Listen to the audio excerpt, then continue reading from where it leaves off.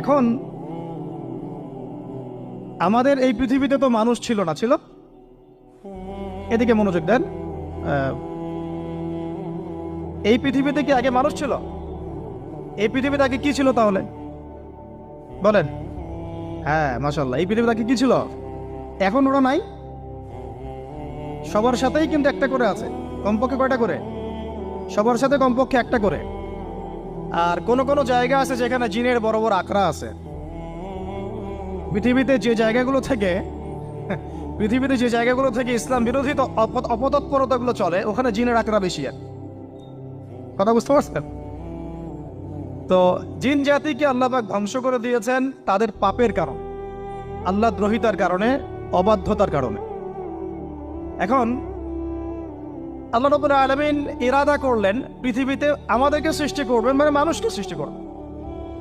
আল্লাহ পাক তার সমস্ত ফেরেশতাদেরকে একত্রিত করলেন। ঘটনাটা কিন্তু খুব ইন্টারেস্টিং। আমি জানি এখানে ওলামায়ে কেরামও আছেন, তবে আমি সবার জন্য প্রযোজ্য হয় এমন কথা বলারই চেষ্টা করছি, কারণ অনেকে হয়তো এগুলো নাও জানতে পারে। তো আল্লাহ পাকের ভাষায় আমি যদি বলি, আল্লাহ রাব্বুল আলামিন বলছেন, বা'দা আউযু বিল্লাহি মিনাশ শাইতানির রাজীম, ওয়া ইয ক্বালা রাব্বুকা লিল মালাইকা ইন্নী জাঈলুন ফিল আরদি খলিফা। হে নবী মুহাম্মদ সাল্লাল্লাহু আলাইহি ওয়াসাল্লাম, তুমি স্মরণ করো সেই সময়ের কথা যখন আল্লাহ তোমার রব সমস্ত ফেরেশতাদেরকে ডেকে বলেছিলেন যে ইন্নী জাঈলুন ফিল আরদি খলিফা, আমি জমিনে মানে পৃথিবীতে আমার খলিফা পাঠাতে চাই। কি পাঠাতে চাই? আরো জোরে বলেন। আল্লাহ পাক বলেননি পৃথিবীতে মানুষ পাঠাতে চাই, পৃথিবীতে নতুন কোনো মাখলুক পাঠাতে চাই। আমাদেরকে আল্লাহ পাক সম্মানের শব্দে সম্মানিত করেছেন, বিশেষায়িত করেছেন। আমাদেরকে বলেছেন আমরা আল্লাহর খলিফা, আমরা আল্লাহর খলিফা।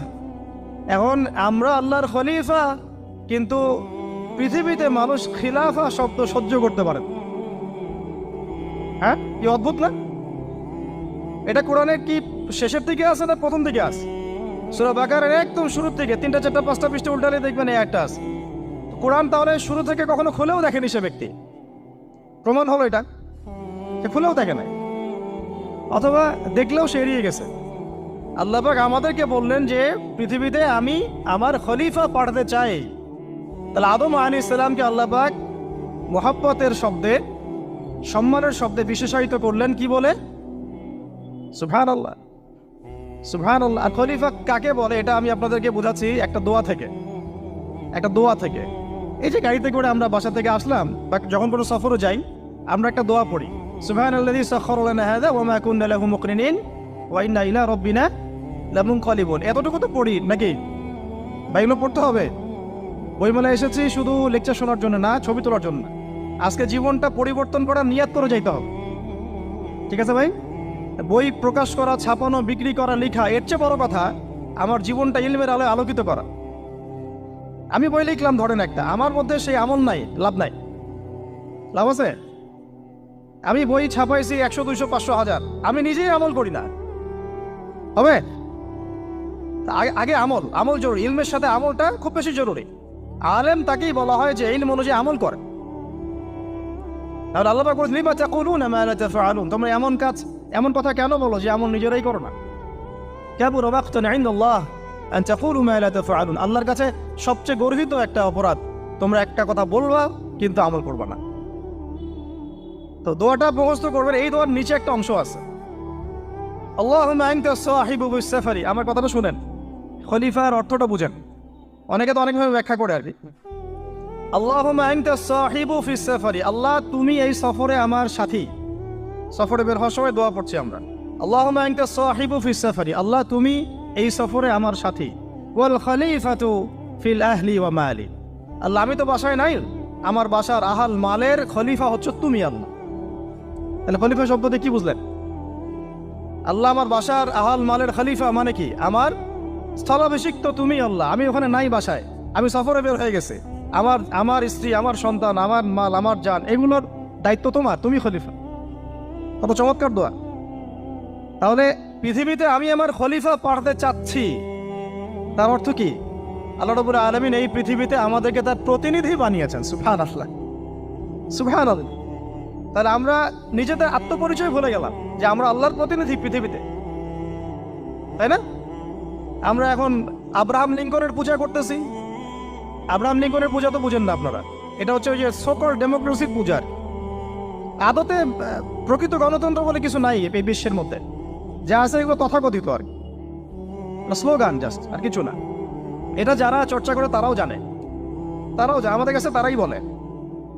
আদতে এই আপনার কমিউনিজমের কথা বলেন, এই লেনিন স্টেলিনারিজমের কথা বলেন, আপনি মুসলিনের কথা বলেন, চাইনিজ দর্শনের কথা বলেন, রাশিয়ান দর্শনের কথা বলেন, আর এই যে আরেকটা কি চলতেছে সেকুলারিজমের কথা বলেন, ন্যাশনালিজমের কথা বলেন, এগুলো একটা তাত্ত্বিক মতবাদ শুধুমাত্র। প্রকৃত মতবাদগুলো আপনি পাবেন বিশুদ্ধ যেগুলো কোরআন এবং হাদিসেই, এর বাইরে নাই। তা আমরা কিন্তু আল্লাহর খলিফা পরিচয় দিতে এখন দ্বিধাবোধ করতেছি। এই জমিনে আল্লাহ পাক আমাদেরকে তার খলিফা বানিয়ে পাঠিয়েছে। এখন খলিফা হলাম কিভাবে, কিসের গুণে খলিফা হলাম? প্রশ্নটা এটা। আমাদের কি 10টা হাত 10টা পা বেশি শক্তি ফেরেশতাদের চাইতে, যে আমরা খলিফা হলাম কিসের ভিত্তিতে আর কিভাবে হলাম? এটা শোনেন, আল্লাহ পাক বলছেন ওয়াল্লামা আদাম আল আসমাআ কুল্লাহা। আল্লাহ বলছেন আমি আদমকে এই মহাবিশ্বের যত নাম আছে, নাউন্স ইসম সব শিক্ষা দিয়েছি। সুবহানাল্লাহ। এই মহাবিশ্বের যত নাম, এখানে ইসম শব্দের অর্থ কিন্তু জ্ঞান। ইসম মানে কি? এখানে জ্ঞান। মহাবিশ্বের যে জ্ঞানগুলো আছে, এই জ্ঞানগুলো আল্লাহ পাক আমাদের আদি পিতাকে শিক্ষা দিয়েছেন। আমাদের আদি পিতাকে আল্লাহ নিজে শিক্ষা দিয়েছেন। সৃষ্টিগতভাবে আমরা জ্ঞানী ছিলাম না, আল্লাহ পাক আমাদেরকে জ্ঞান শিক্ষা দিয়েছেন। আমরা ফিলোসফির বইগুলো খুললে দেখবেন ওখানে বুদ্ধিবাদ নামে একটা মতবাদ আছে। মানে তারা বলে যে মানুষ সৃষ্টিগতভাবেই একজন বুদ্ধিদীপ্ত প্রাণী। এটা ভুল কনসেপ্ট। সৃষ্টিগতভাবে আমাদের মধ্যে জ্ঞান ছিল না, আল্লাহ পাক আমাদেরকে জ্ঞান শিক্ষা দিয়েছেন। কথা বুঝতে পারছেন? একটা মতবাদ তাদের আছে অভিজ্ঞতাবাদ, মানে মানুষ অভিজ্ঞতা থেকেই শিখে। আরেকটা আছে সমন্বয় মতবাদ, আপনারা তো এগুলো অনেকে পড়েছেন হয়তো। এর বাইরে যে একটা মতবাদ আছে যে আল্লাহর পক্ষ থেকে ওহী ভিত্তিক মানুষ জ্ঞান শিখে, এই মতবাদ কোনো দার্শনিকের বইয়ে স্থান পেল না। কি আফসোস, কি আফসোস! অথচ মুসলিম ঘরের দার্শনিক তারা। আমরাও পড়েছি ভাই, 4 বছর এই কারণে গেলে। কি আফসোস! আল্লাহ পাকের ওহীর পক্ষ থেকে যে জ্ঞান আসতে পারে, এইটা কনসেপ্টই নাই। অথচ এখানে কোরআনে আল্লাহ পাক বলছেন ওয়াল্লামা আদাম আল আসমাআ কুল্লাহা, আমি আল্লাহ আদমকে সমস্ত নাম শিক্ষা দিয়েছি। সুবহানাল্লাহ।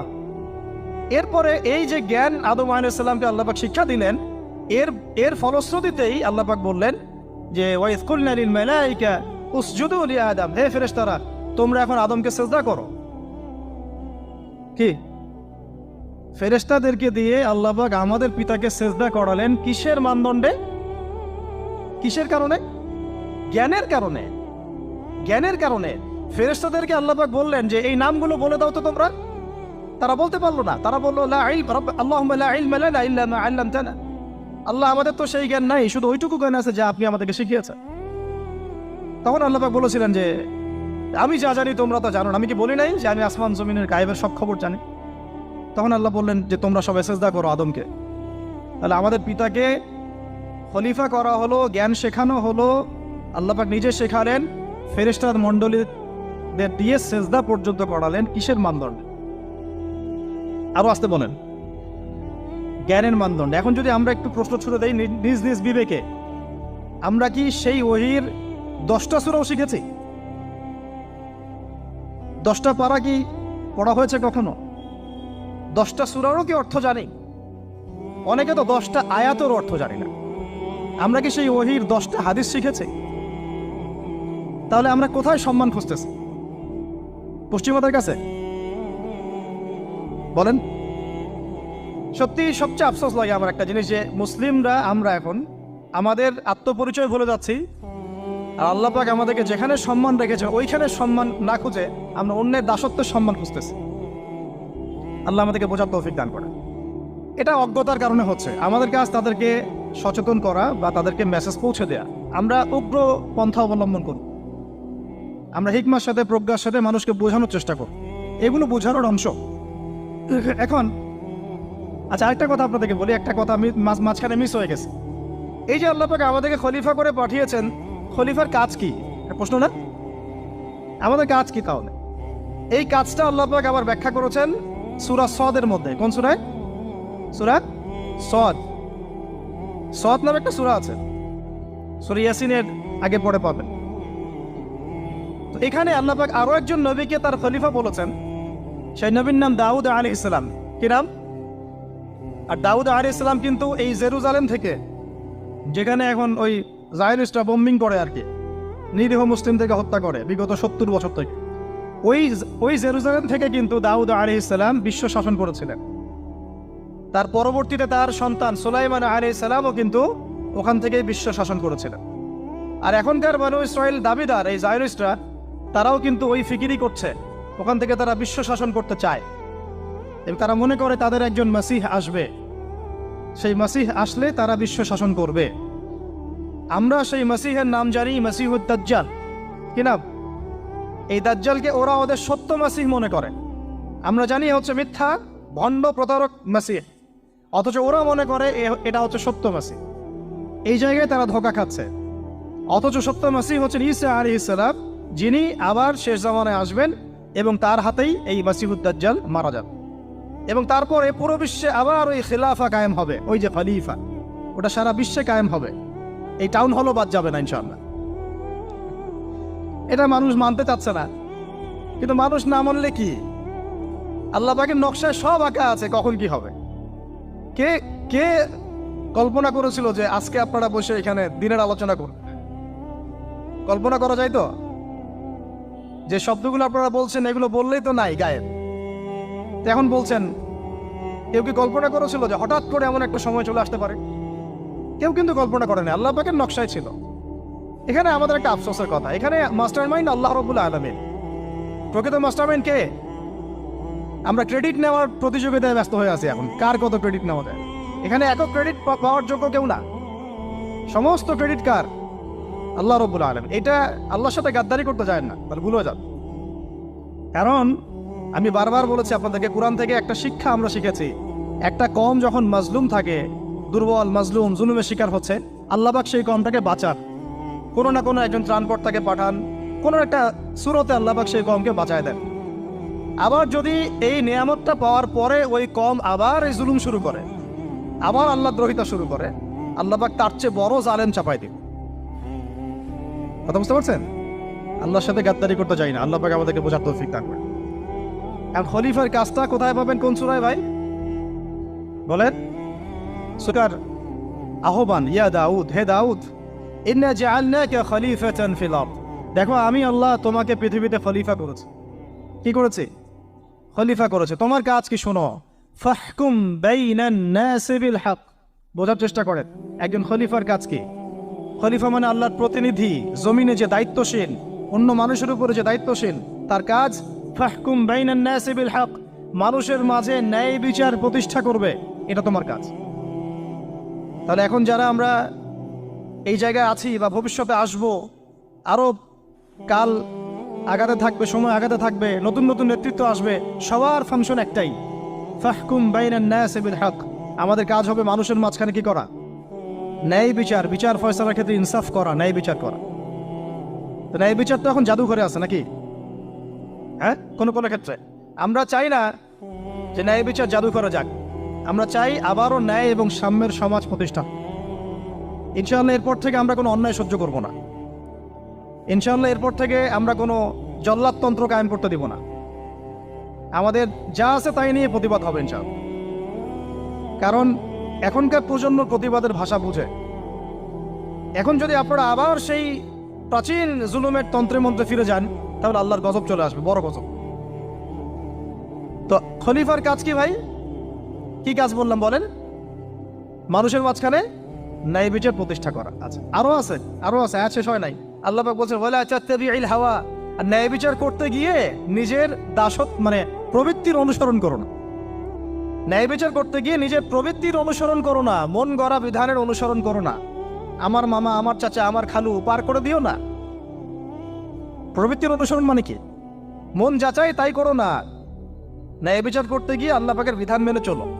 আর সূরা মাইদাতে আল্লাহ পাক বলেছেন আয়াত নাম্বার 44, 45, 47-এ, ওয়ামান লাম ইয়াহকুম বিমা আনজালাল্লাহ ফাউলাইকা হুমুল কাফিরুন। যারা আল্লাহ পাকের হুকুম অনুযায়ী বিচার ফয়সালা করে না, তারা কাফির। 45-এ গিয়ে আল্লাহ বলছেন ওয়ামান লাম ইয়াহকুম বিমা আনজালাল্লাহ ফাউলাইকা হুমুল ফাসিকুন। যারা আল্লাহ পাকের বিধান অনুযায়ী বিচার ফয়সালা করে না, এরা ফাসিক। পাপাচারী। 47 নম্বর আয়াতে গিয়ে আবার বলছেন ওয়ামান লাম ইয়াহকুম বিমা আনজালাল্লাহ ফাউলাইকা হুমুজ জালিমুন, যারা আল্লাহর হুকুম বিধান অনুযায়ী বিচার ফয়সালা করে না এরা জালেম। তো কাফেরও বলেছেন আল্লাহ, ফাসিকও বলেছেন, জালেমও বলেছেন। তাহলে বিচার ফয়সালা করার ক্ষেত্রে আল্লাহ পাকের বিধানকে সর্বোচ্চ অগ্রাধিকার দিতে হবে, নিজের প্রবৃত্তির অনুসরণ করা যাবে না। যদি করে তাহলে কি হবে? ইউদিল্লাকা আন সাবিলিল্লাহ, তাহলে এটা তোমাকে আল্লাহর রাস্তা থেকে সরায় নিয়ে যাবে। এর ফলে কি হবে? জেনে রাখো, ইন্নাল্লাযীনা ইউদিল্লুনা আন সাবিলিল্লাহ লাহুম আযাবুন শাদীদ বিমা নাসু ইয়াউমাল হিসাব। এটা পড়ে দেয়, নিশ্চয়ই যারা আল্লাহ পাকের সরল পথ থেকে বিচ্যুত হয়ে গেছে তাদের জন্য কাল কিয়ামতের মাঠে আছে আযাবুন শাদীদ। আযাবুন শাদীদ মানে কঠিন কঠিন যন্ত্রণাদায়ক শাস্তি, এই কারণে যে তারা কিয়ামতের দিনটাকে ভুলে গিয়েছে। শাদীদ এর অর্থটা কি এটা বোঝার জন্য আপনাকে সূরা হাদীদ পড়তে হবে। কোন সূরা? আসলে কোরআনের আয়াতগুলো হচ্ছে আকাশের তারার মতো। তারা দেখবেন আকাশের, তারা দেখাও সুন্নত। ইসলাম তো রসকসহীন ধর্ম না রে ভাই, সবকিছুই আছে এখানে। আসলে আমরা জানি না বলে আমরা মনে করি যে এখানে কোনো বিনোদনই নাই, তাই না? এই গান বাজনা না করলে কি হয়, মন শান্তি হয়, এরকম একটা ভাব। যদি আপনি কোরআনের ভিতর ঢুকে যান, আপনার হৃদয়ে এমন নূর আসবে, এমন তৃপ্তি আসবে যে ওগুলো আপনার শুনতে ইচ্ছা করবে না, আপনি কান বন্ধ করে ফেলবেন, নিজেই বলতেই হবে না। এখন কিছু নতুন ইসলামিস্ট আসছে, তারা এগুলোকে ইসলামের অন্তর্ভুক্ত বলে মনে করার দাবি করতেছে, যে এগুলো তো নিষেধ নাই, এগুলো তো নিষেধ করা হয় নাই। কতটুকু জানেন ইসলাম সম্পর্কে আপনি? না জেনে কেন কথা বলেন? নবী সাল্লাল্লাহু আলাইহি ওয়াসাল্লাম রাস্তা দিয়ে হাঁটছেন, ওই সময় তো অনেক পূজা অর্চনা ইত্যাদি হতো মক্কায়। তো এখানে ঢাক ঢোলের শব্দ আসছে, নবী সাল্লাল্লাহু আলাইহি ওয়াসাল্লাম নিজের 2 আঙ্গুল কানের মধ্যে ঢুকিয়ে দিলেন, দিয়ে পাশে একজন সাহাবী তাকে জিজ্ঞাসা করছেন হাঁটতে হাঁটতে হাঁটতে হাঁটতে, তুমি কি এখন আওয়াজ শুনতে পাচ্ছ? সাহাবী বলেন, না ইয়া রাসূলুল্লাহ, এখন আওয়াজ শুনতে পাচ্ছি না। তখন তিনি কান বের করলেন। এটা নবীর সুন্নত। আর আমরা নবীর সুন্নতকে উল্টাই দিচ্ছি কিভাবে দেখেন, আমাদের কানেই এখন ইয়ারফোন। উনি যেটা শুনে কান বন্ধ করতেন ওইটা আমরা কানে ঢুকায় রাখছি একেবারে। আল্লাহ আমাদেরকে বোঝার তৌফিক দান করেন। দেখেন, আমরা তো সবাই পাপী। আমার মনে হয় না আমরা কেউ নবী সাল্লাল্লাহু আলাইহি ওয়াসাল্লামের সুপারিশ ছাড়া পার পাবো, এমনটা মনে হয় না আমার। সবাই পাপী, আপনি আমি আমরা সবাই। তো সেই যে নবীর সুপারিশ আমরা প্রত্যাশা করছি, সেই নবীর সুন্নতকে যদি এইভাবে অবজ্ঞা করতে থাকি তাহলে কি সুপারিশ পাবো ভাই? কি মনে হয় আপনাদের? অ্যাটলিস্ট সুন্নতকে তো সম্মান করতে হবে নাকি? আল্লাহ বোঝার তৌফিক দান করেন। আমি তাহলে যেটা বলছিলাম যে আল্লাহ পাকের বিধান অনুযায়ী বিচার ফয়সালা করতে হবে, এটা খলিফার কাজ। ন্যায় বিচার করতে হবে মানুষের মাঝখানে, এবং নিজের প্রবৃত্তির অনুসরণ করা যাবে না, তাহলে আল্লাহর পথ থেকে দূরে সরাই দিবে। এখানেই বললাম শাদীদ বুঝতে গেলে আপনাকে কোন সূরা পড়তে হবে? সূরা হাদীদ। আকাশের তারার কথা কেন বললাম? যে আকাশের তারাগুলো যদি মেলাতে পারেন দেখবেন বিভিন্ন শেপ তৈরি হয়। প্রত্যেকটা তারার অবস্থানের গাণিতিক একটা ব্যাখ্যা আছে। যারা অ্যাস্ট্রোনমি নিয়ে পড়াশোনা করেন তারা জানেন, এগুলো সবাই জানবেন না। প্রত্যেকটা তারাকে আল্লাহ পাক এত সূক্ষ্মভাবে স্থাপন করেছেন যে যদি একটু সামান্য একটু ডানে বামে এগুলো সরে যায়, মহাবিশ্বের এই স্থিতিশীলতা নষ্ট হয়ে যাবে। এবং এটার কসমও আল্লাহ পাক কোরআনে করেছেন সূরা ওয়াকিয়ার মধ্যে। কোন সূরা? সূরা ওয়াকিয়াতে আল্লাহ পাক বলেছেন, ফালা উকসিমু বিমাওয়াকিইন নুজুম, আমি তারার অবস্থান স্থলের স্থিতির কসম করে বলছি। আল্লাহ পাক এর কসম করেছেন। কত গুরুত্বপূর্ণ জিনিস, ঠিক আছে? তো পরেরগুলো বললাম না। সূরা হাদীদ কেন পড়বেন? সূরা হাদীদ আল্লাহ পাক বলেছেন যে ওয়ানজালনাল হাদীদা ফীহি বাসুন শাদীদ। এই যে শাদীদ বুঝা থেকে হাদীদে আসছে। আল্লাহ পাক বলছেন যে আমি আল্লাহ পৃথিবীতে আসমান থেকে লোহা নাজিল করেছি। অবাক করার বিষয় না? লোহার খনি খুঁজতেছেন আপনারা মাটির নিচে, তাই না? আল্লাহ পাক বলছেন আমি লোহা নাজিল করেছি। আনজালনা, ঠিক যেমন ইন্না আনজালনাহু ফী লাইলাতুল কদর, আমি লাইলাতুল কদরে কোরআন নাজিল করেছি, আসমান থেকে নাজিল হয়েছে, তাই না? এরকমই ওয়ানজালনাল হাদীদা, আমি হাদীদ লোহা নাজিল করেছি। ফীহি বাসুন শাদীদ, যে লোহার মধ্যে আছে কঠিন শক্তি আছে। আয়রন যে অণু পরমাণুগুলো, এগুলোর শক্তি সবচেয়ে বেশি না? কেমিস্ট্রিতে আপনারা পড়েছেন। তাহলে এখন আল্লাহ পাক বলছেন কিয়ামতের দিন তাদের জন্য আযাবুন শাদীদ, যারা আল্লাহ পাকের খলিফার দায়িত্ব পালন করবে না, যারা খলিফার দায়িত্ব পেয়েও ন্যায় বিচার করবে না, ইনসাফ করবে না, প্রবৃত্তির অনুসরণ করবে, ঠিক আছে, আল্লাহর পথ থেকে বিচ্যুত হয়ে যাবে, তাদের জন্য কিয়ামতের মাঠে এই শাস্তি আছে। তাহলে আমরা কি খলিফা শব্দ বুঝতে পারলাম? আমাদের পিতা যে খলিফা, এটা কি বুঝতে পারলাম? তাহলে এখন বলেন তো, প্রত্যেক নবী কি আল্লাহর খলিফা ছিলেন না? ছিলেন কি না? প্রত্যেক নবী কি আল্লাহর বিধান দিয়ে বিচার ফয়সালা করেন নাই? মানুষের মাঝখানে ইনসাফ করেন নাই? ন্যায় বিচার প্রতিষ্ঠা করেন নাই? এরপরে সাহাবায়ে কেরামের যুগে তারা কি ন্যায় বিচার প্রতিষ্ঠা করেন নাই? তাহলে হঠাৎ করে কি হলো বিশ্ববাসীর মধ্যে যে একেবারে কোরআন হাদিস এর মৌলিক বিষয়গুলো এগুলো সব পাশ কাটিয়ে আমরা মানব রচিত বিধানগুলোর দিকে চলে গেলাম? রহস্যজনক না বিষয়টা?